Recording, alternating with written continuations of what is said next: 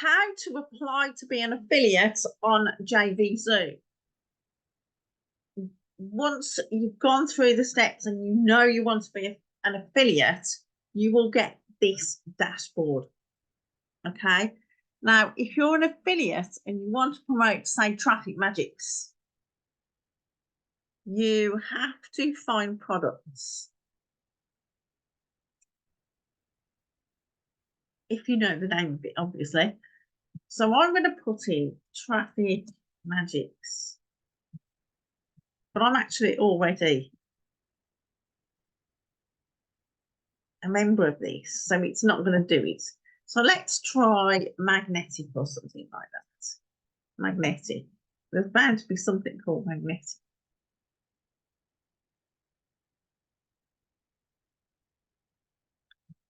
There you go. So a list of products have come here. And for example, if it was this one that you wanted to promote, you would request approval.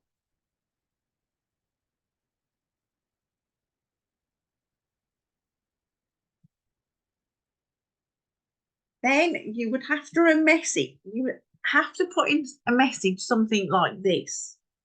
Hello, I would like to promote your product. I have a YouTube channel. I'm active on Facebook and TikTok and want to do short videos.